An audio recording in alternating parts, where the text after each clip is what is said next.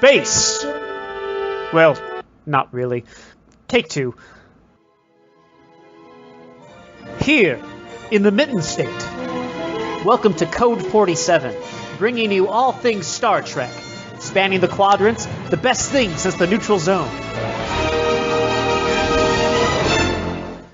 All right, hey, welcome back.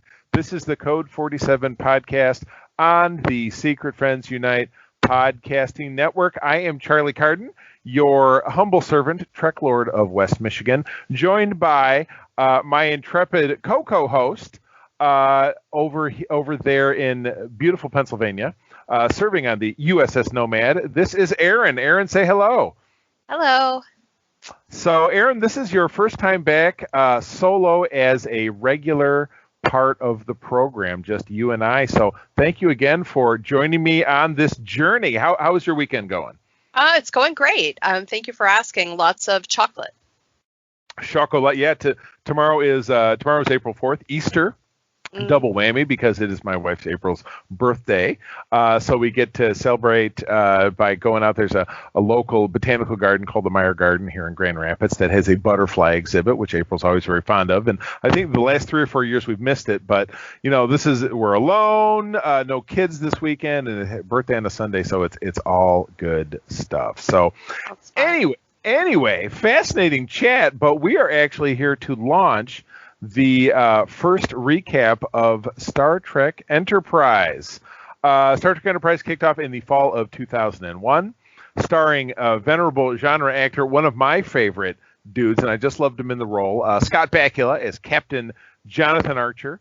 And the premise of the series taking place a little over 100 years before Star Trek, the original series, is the voyage of the first Warp 5 capable Starfleet vessel, and this is before the founding of the Federation.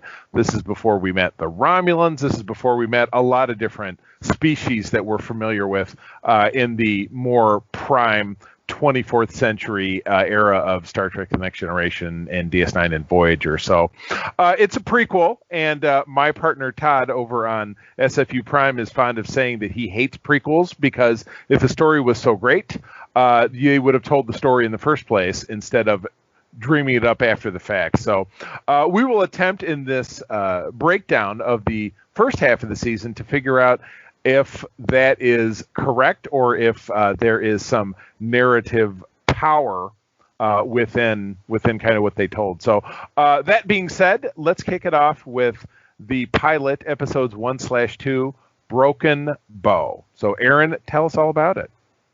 Enterprise is launched, and Captain Archer finds himself in the middle of a temporal Cold War involving the Klingons and Suliban. So we have a new race. We have an old race. It's kind of like something borrowed, something blue, something new. I know how does that go? Something old, something new, something borrowed, something blue. Okay, so the uniforms are blue. The Klingons are old. Suliban are new. And the concept of a prequel is borrowed from any other type of storytelling, yes, where they get retroactive. So I remember my life at this time. I was newly single. I was going through a divorce, so I was on my own. A lifetime Star Trek fan. Voyager had ended the previous spring, so this was every Star Trek series that came along from TNG to DS9 to Voyager to this had to approach with a different hook.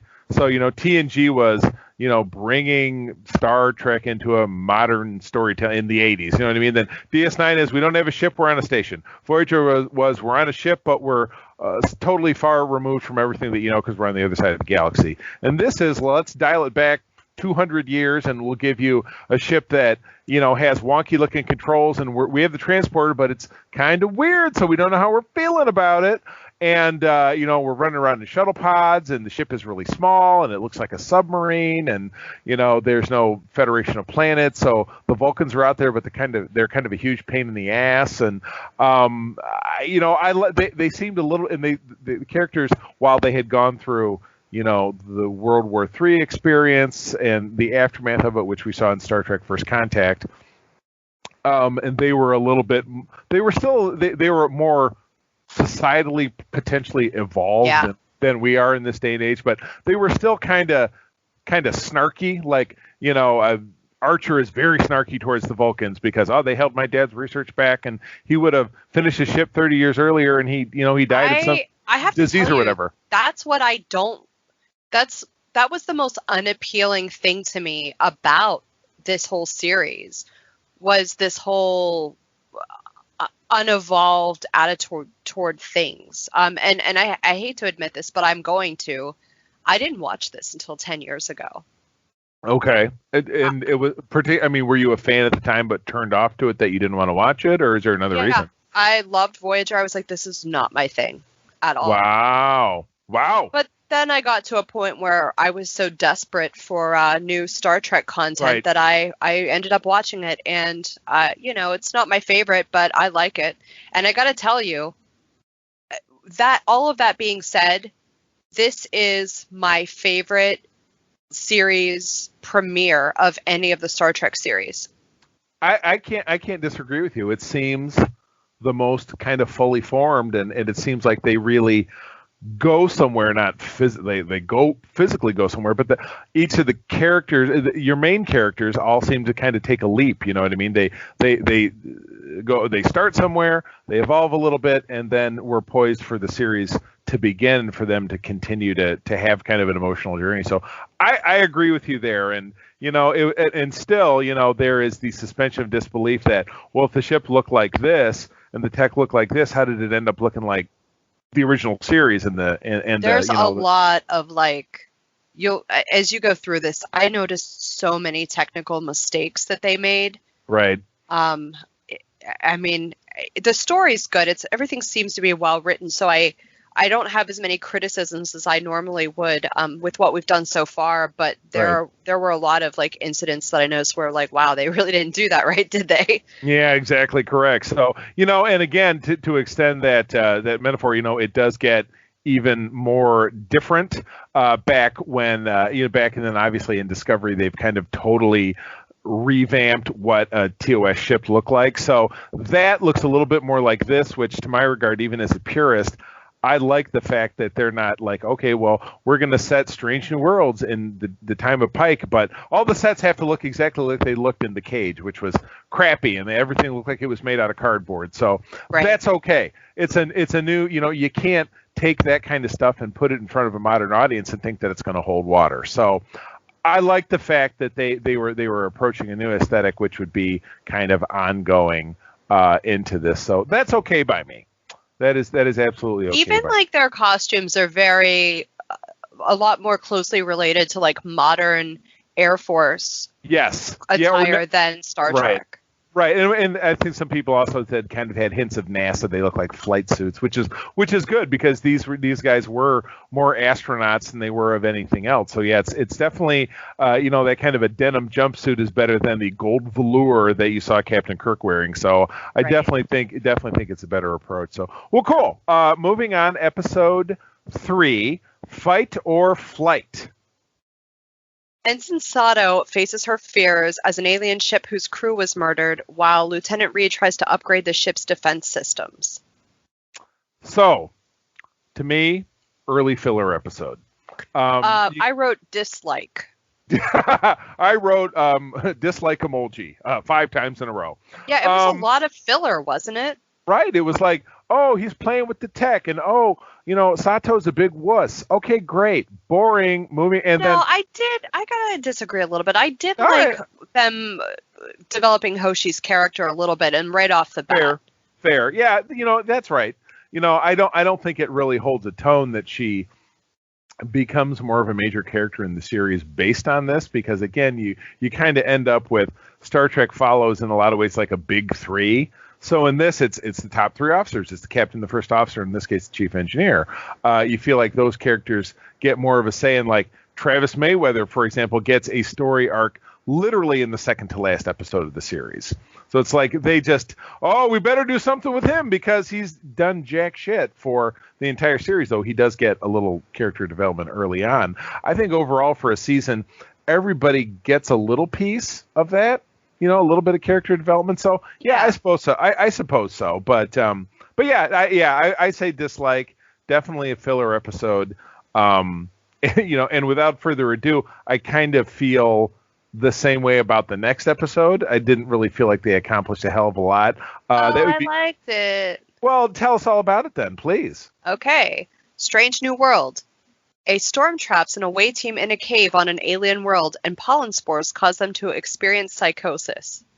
So you're saying you liked it? Is it a little bit more of a riff on like the Naked Time or the Naked Now, which they did in TNG? Yeah, it is. The virus thing. Yeah. I loved T'Pol in this. I think that this might be my favorite episode she was ever in. Really? Yeah. I mean, she really kept her cool until the very end.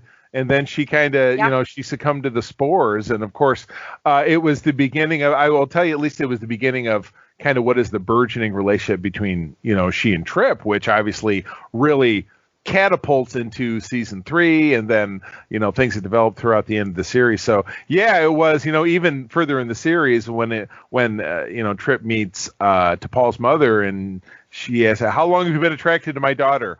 Well, and after he's like, feigns like, I don't know what the hell you're talking about. It says, well, I always knew there was something between us the first time we had an argument. I never enjoyed arguing with anybody that much. So this is a great example of when that was happening. So yeah, I kind of dig it. My boyfriend does not like this episode. No. And we watched it together so I could do the podcast. And he pretty much complained the whole time.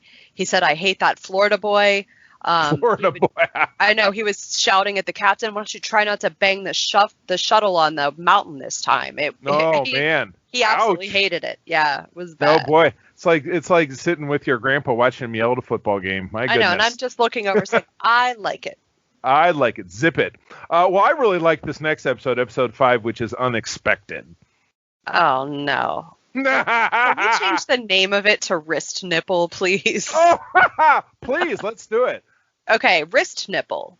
Commander Tucker helps an alien crew fix their engines and has an interspecies encounter on a holodeck and returns to find himself pregnant. First of all, show notes. The sub name of this episode is going to be called Wrist Nipple. I'll see if I can definitely get that to be put on publication. So I'll do this when you start talking about the next one. How about Pregnant Trip and the Wrist Nipple? Pregnant Trip and the Wrist Nipple. Well, one of the two of us has to make notes then, so Extra changes it. I have notes. Okay, I have notes. Very good.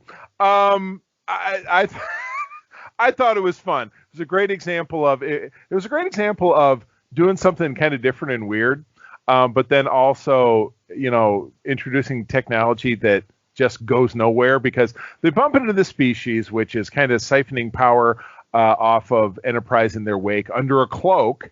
So that they can, and they need Trip's help to repair it. So he something like that on Voyager too. There's a ship in their wake. Yeah, I'm sure, and it'll probably take until we get to the episode for me to remember which one it was. But I have a question for you about this, and I was really wondering it when I was watching.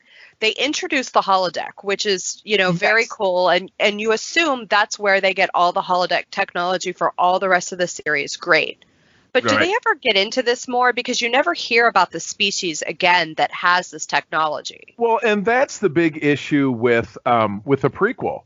Like, oh, we introduced this thing, or, and so how come we've never heard about it again? And so, they run into this in Star Wars because they had a whole prequel trilogy. Like, don't let Todd hear you say that. Oh no, I know right. So to support his position is probably a very bad idea. Yeah. But you make a good point. So yeah, this race, you're never going to hear about him again because again, we had Enterprise, then there was nothing on TV for a while, then there was the JJ movies, and now we're into the more modern era of storytelling. So it's possible, but it's also never really confirmed how the holodeck technology that Starfleet uses, if it has any connection to this, if it was done, because again, at the end of this, the Klingons come along and it has a deal that the Klingons aren't going to blow these aliens up. They say, give us the holodeck technology, and then crickets. Never again. Yeah. It's never mentioned because again, it's a terrible example of how a prequel introduces a new story element that should translate to previous versions of it, like you should have seen it in TOS then, or you should have heard about it in TOS, and or in the movies or whatever it is, but you never do. So yeah, it's it's like there's an explanation. It's like the bumpy-headed Klingons versus the smooth-headed Klingons, which they finally resolved, but it took 30 years for them to do it, to come up with an explanation, which actually comes out of the show in season 4. Yeah. So it was fun. Yeah. What was it? Did you already enter that into the show notes? No, you did not. Let's see here. So, what did you want to call this one? Oh, I can write it in. No, I'm doing it right now. Pregnant trip and the wrist nipple. Whoops. Okay. Pregnant trip and the wrist nipple. I like it. Why did he get a nipple on his wrist, though? Like, I mean, because men already kind of have nipples, so... Ours is not to ask why. Okay. Oh, there we go. Pregnant trip and the wrist nipple. Okay, moving on to episode number 6. One that I enjoyed. Tell me about it. Enterprise is sent to learn what happened to an early human colony called Terra Nova.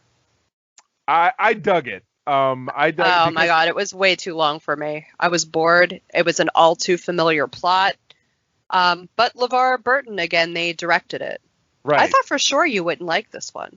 Well, what made you think? Okay, that's an interesting perspective. We usually have consensus. You think so? Yeah. I like the concept of it because, again, you can think about, well, if this is the first Warp 5 vessel, then in the 100 or so years of space exploration that happened before this, there were obviously there were sleeper ships like the one Khan was on, that they finally find him in the era of TOS and wake him up, that people who had to get on a ship, and because the voyages were so long, they would sleep, or it would take them 20 years to get somewhere instead of 2 weeks to get somewhere. No, so the whole thing reminded me of that episode of Voyager.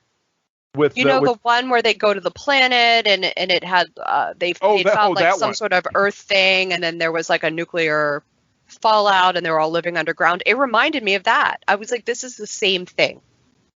I'm struggling with the episode of I know the exact one you're talking about.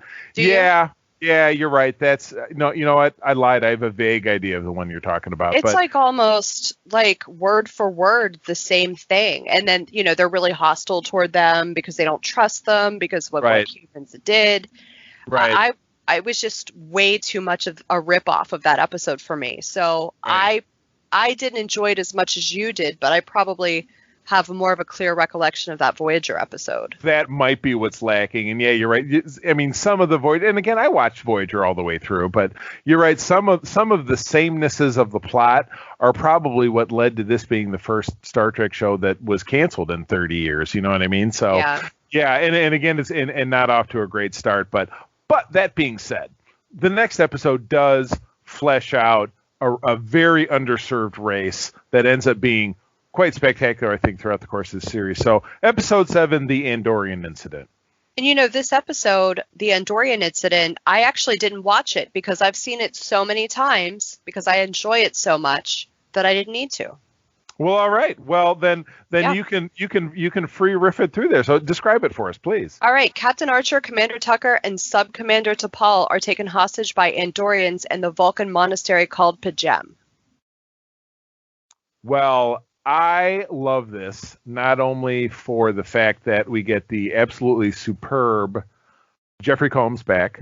Yes. The multiplayer, the guy who gave us 2 wonderful roles on Deep Space Nine, of course. What a great way to intro this new race, too, with him. I loved it. Yeah, give it a face that you're like, for fans are going to be like, yes. And for the uninitiated, they can think that's a very strong performance of a dude. But yeah, he was obviously the Vorta, and he was Brunt from the FCA, the Ferengi character. Absolutely awesome. But yeah, you're introduced to the Andorians, who, having made one significant appearance in the original series, where you have a character who describes his race as being violent warriors, but you never really see much for it. You get another couple of background character appearances scattered throughout TOS, but really nothing else more substantive. This begins Shran, who I would say as Brunt's character, as Jeffrey Combs' character, some real meat, and you establish that they have beef with the Vulcans, which was never really something of significance before. They're from neighboring systems, they're warring species, and this goes to serve the fact that Vulcans never lie. It kind of pokes holes in the fact that Vulcans never lie, or they're never going to let you know they're lying, or they're going to be sneaking around doing their own shit, which is exactly what this episode is all about, because it's a great, this is a primitive monastery, and we're here for study and shit, and they've got this big crazy subspace telescope underground. So, a good poke in the hole of the pomposity of the Vulcans, I think, is also really well served by this episode. I loved how T'Pol was so disappointed in the Vulcans when she finds out that they weren't being honest. And I think that really sets up her for the rest of the series. Yes, no, I totally agree. Totally agree. Roxanne Dawson directed this. Ooh, yes. Yeah. I know, I was excited. And this one, from that article you shared to me, this was kind of her blossoming of transitioning to behind the camera, which is, very common. Robbie McNeil, obviously from Voyager, also that is what he does for a living now. He really does. He's going to be he's going to do one of the ones, too, that we talk about today. Awesome. Hey, did you notice Jeffrey Combs, though? Whenever he turns his neck, you can see where there's no makeup, and you can see his actual skin, like right on his neckline. Really? Good. Yeah, catch. You see it twice, and I was like, oh, come on, guys. Oh man, I'm impressed. That is not anything I've ever caught.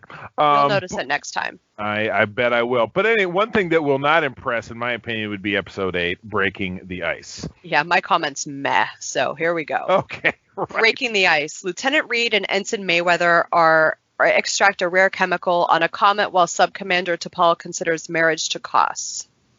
So you don't see Koss in this, but the character does show up later in the series. But extract a rare chemical, boring. You get a really dickwad Vulcan captain, boring. Like, guy's just outright just a jerk to the captain. I wrote on here that guy's a dick. That guy, dick. Breaking my one, my one commandment in life. My friend Miranda always loves to quote me when I say this. I said, "What's Charlie's number one rule? Don't be a dick." And this guy breaks Charlie's number one rule. So screw him. Very forgettable episode. Let's move on. Oh, wait a minute. Wait, you don't want to talk about all the problems with physics? Oh, I'd love to talk about problems with physics. Break it down for me. Okay. On the comet, they built a snowman. Gravity would not hold it in place. Right, but then this guy hurts his leg, but he's too heavy to carry. Oh, no. Nerds. Yep. All right, that's it. I just want to complain about physics, and we can move on to civilization. Ooh, yes, please. Captain Archer and an away team go undercover to a pre-industrial civilization in order to investigate an unexpected sensor reading.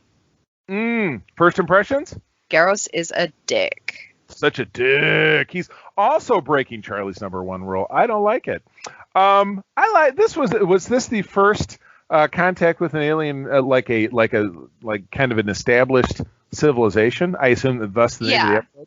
Yeah. So I thought that was pretty cool. I like that. I like the kind of the whodunit. They caught a guy who was a ne'er-do-well. And I like that the scientist in the industrial civilization is a female. That was very cool.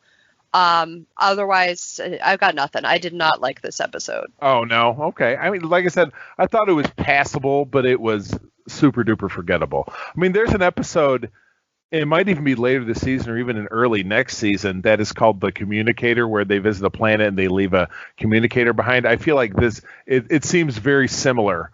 Pre-industrial society, we don't want to we don't have the prime directive, but we feel like we should have the prime directive. So, whatever. Yeah, it's very, very forgettable. I got you there.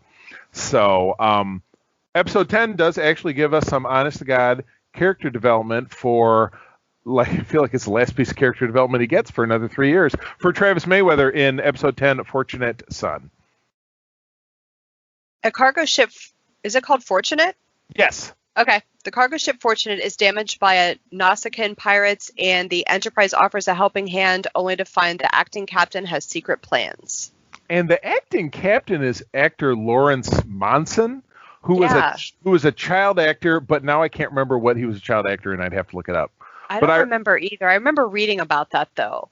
But he's also kind of, in general, kind of weird looking. So, and I think as an adult, he was way more weird looking as a kid, but still, you look at him, he's got like big buck teeth, so it's like it's just kind of bizarre to make it as an actor. But and this is again LeVar Burton directing, so thought he did a great job. I think maybe I just don't like him as a director, and I wish I did because I think he's great. But all the episodes that he directs, I don't like. Are just total stinkers. So well, for me, you might like this one. I said boo. I thought again, I like Travis. He's kind of a flat character, and I guess I like him even less at the end of the series where they try to really cram some like character development into him and give him a backstory, which they never did before. But yeah, this early on, I'm also kind of annoyed by the fact that the Nausicaans, which we saw in TNG as the alien race that one of them stabbed Picard through the heart, and that's why he has an artificial heart. Yeah. But when they were portrayed in that flashback Q episode where we kind of walk through the paces of what there was, they like have a mumble grumble command of the English language where they talk like cavemen, where in this they just talk like normal people. Oh yeah, I didn't think of that. Yeah, that I found as someone who's a nitpicker, I found that super annoying. So an okay episode, but again, we're okay-ish, lukewarm maybe. But I promise I like all the other ones. Well, my God, then just go for it. Number 11, please. All right, Cold Front. Captain Archer learns that crewman Daniels is covertly helping to fight the temporal Cold War against Silic and the members of the Suliban Cabal. Well, directed by Robbie McNeil, like you said. Yes. Yeah, what do you think? I liked it. I know that the first episode in the description said that it was the beginning of the temporal Cold War, but I think that this episode actually was. Yeah, no, totally. And again, we get a return of Silic in this episode. You get Daniels, who's a character who comes on, and is he going to be pivotal? Now he's dead, but he's not really dead because it's his first death. Right. So yeah, it's the it's the timelines and stuff. Something that's very pervasive in Marvel cinematic storytelling now, because you've got Captain America's here and he's dead, and you have another version and blah blah blah. So yeah, I dig it. And again, I will never forget that at the time the nonstop drumbeat of whining, we call them neckbeards now, people who are just armchair warriors that bitch about everything.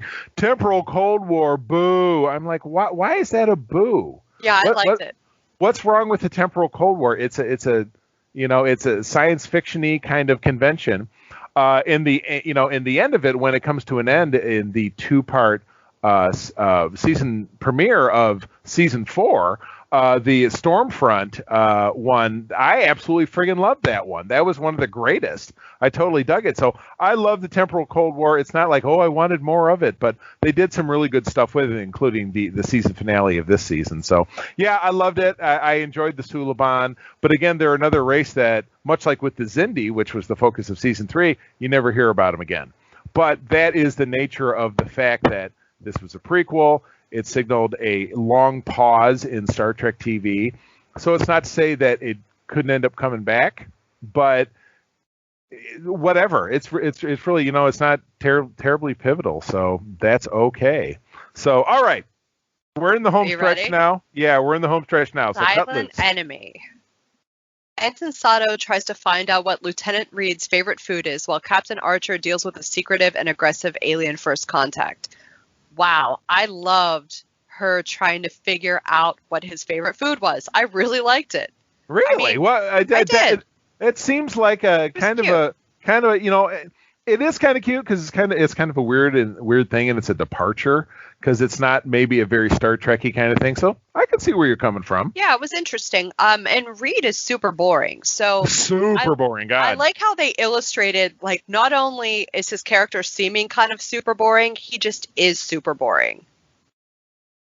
Yeah, there's no doubt about it. His parents aren't interested in him. None of his friends know anything about him. Yeah, it's surprising that he has his sister's like, well, he's not the easiest person to get to know, is basically a way of saying he's a dud, don't waste your time. Right. So yeah, it's just not a very interesting cat. So episode 13, I agree with you, was a capper, great way to end this half season. Yes. So tell us, please. Yes, good one. Okay, Dear Doctor. Dr. Phlox and Captain Archer must decide the fate of 2 species suffering from an evolutionary pandemic. Wow, groundwork for the Prime Directive, right? I know, dug in deep. So yeah, you get what becomes a very, easy to like, oh, that's just so very Star Trek, and they've got the Prime Directive, and you can't do this and you can't do that. And Captain Archer makes a hard decision, and he makes the right decision. Right, exactly. So based on him based on him and his own values, being raised in the Earth, and again it's Earth Starfleet, so it's not the Federation with this charter of conglomerated rules and the different views of different societies. It's just he's out there and he has to make the tough, kind of frontiersman call of doing the right thing, and he ends up doing the right thing, and it's great. So yeah, I agree. For almost really a highlight of this first part of the season. So I think that it's good because it has that quote. Do you remember that where he's like, someday they'll have some kind of directive for things like quotes, this. Some kind of directive, exactly right. Correct. So yeah, well, cool. No, I totally dug it. So first half of the season, and again, this was back in the days when a season on network television was 26 episodes, which seems so unimaginable now because network TV arguably is dying, because I know I don't hear a ton of people buzzing about network shows anymore. We barely watch any. So all the shows. I don't have cable. We haven't had cable for a few years now, but even like with Hulu, where you can still get shows that might air on ABC and stuff, have really dropped off the radar for me personally. The shows we're watching now. I only watch them now if they come onto Netflix like a couple years later, and then I'll watch it. Right. So really, you're outside of the system of the ratings and the commercials and the blah blah blah. So yeah, back in this day, it was pivotal to have that kind of stuff. So yeah, it's definitely really weird to have 26 episodes. So I will be returning, obviously, in our next episode with Rich, your co-host, to wrap this deal up. So that's that. If you were to give the half season a rating, what would you give it? One out of 10 Vulcaneers, not in pairs. Let's see. I'm gonna give it a 7.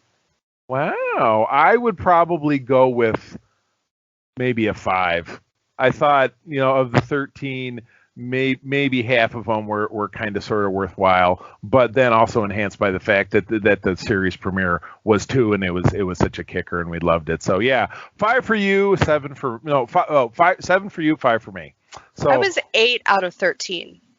8 out of 13 that you liked, okay? Yep. And you actually worked out the math for that? I'm impressed. I did. I write like and dislike and hearts, right. And I have all these little symbols on my notes. Oh my goodness, taking notes. Me, I'm just so stream of consciousness after these years. So I'm glad you're grounded and I'm the cowboy. Pew pew pew. That's okay. All right, so on to the news. We have 2 stories, and then we have just something fun about April Fool's Day. So the crowdfunder to make To the Journey, which is the Voyager 25th anniversary documentary, has absolutely blown the doors off all over the place. It's raised more money. I can't wait. Yeah, it's raised more money than any documentary in history, according to this article from TrekMovie.com, which they've kind of become our unofficial source for things that we talk about on the show. So I like that website very much. I'm also a regular listener of their podcast. So who knows? Maybe someday we'll team up. That would be awesome. But yeah, it turns out in the time that they've been running this, even just in March, To the Journey was supported by nearly 12,000 fans. With the last 1,700 coming in within the last couple of days. Even has a great picture from Twitter of Nana Visitor with a great T-shirt that I would oh get. My God, I would love to have that shirt. I would get this for April hands down, because without a doubt Janeway is her favorite character too. So yeah, they're raising money all over the damn place. They smashed their goals, and so yeah, they did hit. My goodness, kind of beyond their stretch goals. I think they hit their million. They smashed it. That is good stuff. So they're going to be bringing back, increasing the runtime to 90 minutes and remastering footage into HD, which is I would say the part of it that I'm the most excited about. So that is awesome. The team is planning on filming the Voyager reunion at October's Destination Star Trek convention in London. So this will be great. Do we have a drop date of this, and when we might actually hope to see it? Next year, I'm sure they're going to be. I don't think they put a date on it yet. I mean, they're just collecting money, so. Who knows how long it'll take? Well, hopefully they will do some good thing with that money. So I'm fired up for this. So we will, when these documentaries drop, you can count on basically a full-length episode where that is what we will tackle without a doubt. So, all right, moving on to talk about something kind of fun, and you'll have to let me know if that one that you forgot, that if you've thought about it since we've been talking. But today is April 3rd, so a couple of days ago was April Fool's Day, which is very famous for the clickbaitiest of articles out there. So a day actually dedicated to clickbait on social media, creating fake headlines of things that aren't happening. So we had a couple of Trek ones that I saw. Both of which ones that I really want to happen. Is that wrong? No, I do too. There was a clickbait one, of course, and I talked about this on Secret Friends, which we also recorded today, about a green lighting by Paramount CBS of a story called a series called Star Trek Riker that would chronicle Riker and Troy's journeys on the Titan. Boo. Don't mess with my emotions. You suck, April Fool's Day. And then the other one is really apropos to what we're talking about now. Green lighting of a 5th season of Enterprise by CBS. So obviously neither one of these is going to happen. The Enterprise one is interesting because there is quite a bit of material out there, so much so that I have slated a tentative episode down the road for us to talk about the 5th season of Enterprise, things that might have happened within. So that's for a ways down the road. And I may have to reanalyze that because I may not have enough material to make that happen. But that's what I'd like to do. It's on my would-be nice list, so we'll see if that comes to pass. So have you thought of the other one yet? Did it come back to you? No, it didn't. I mean, well. It wasn't very good. I was like, oh, that one's dumb. Right, it's lame. Not even something that anybody would care about. Yeah. So, but I'll tell you what, something that people will care about is this swag story. So you were so fired up about this one, I'm gonna let you take it. You go right ahead. So cute. Star Trek: The Next Generation rubber duckies beaming down to your tub. So yeah, what do we got? What are they offering us here? What do we got? They're just cute. I mean, in the pictures, there's one of Picard and there's one of Worf with a bat'leth. The Worf one, every time I look at it, it cracks me up. It's absolutely hilarious. But they say that there's also LaForge, Deanna Troi. So it's a set of 4. Right, and are they joining, or they're also being produced a TOS series? It looks like we've got, the classic Trinity, Kirk, Spock, McCoy.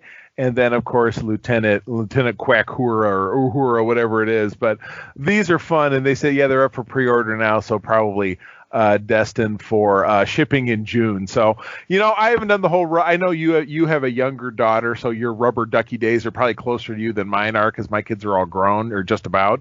I'll take a bath with a rubber duck in it. I don't care. I will. This is great. And I'm not a bath taker as an adult. April is, so maybe I will have to pick up a set of these. I'm going to start just so I can have these ducks in there with some bubbles. This is going to be a good time. To, as you say, get all your ducks in a row? I'll line them all up and then knock them into the tub. It'll be great.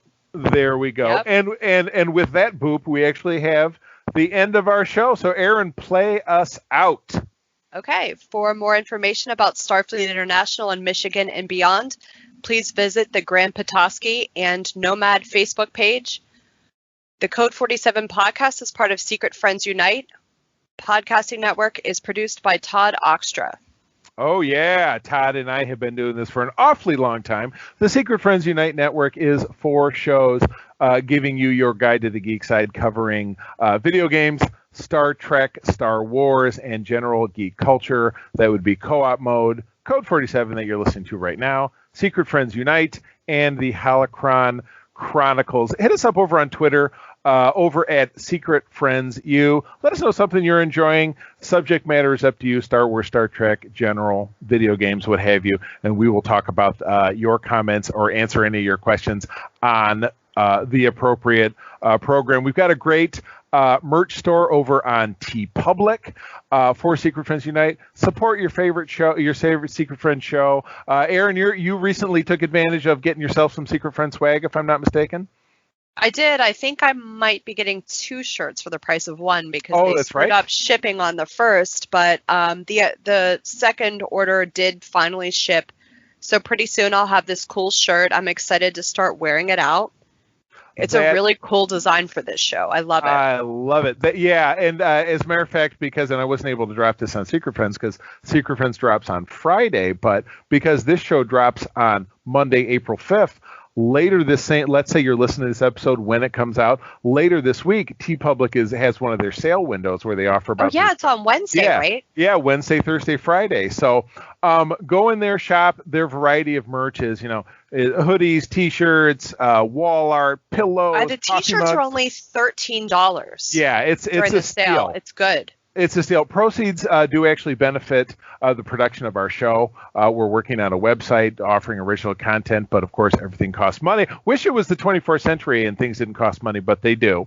So your supporting us will support us in more ways than one. So visit us on both any podcasting service where you grab our show, and certainly YouTube. Leave us a 5-star review, and we will talk you up appropriately. So with that, as always, friends, thank you for joining us. I'm going to tell you that sharing is caring and to keep on trekking.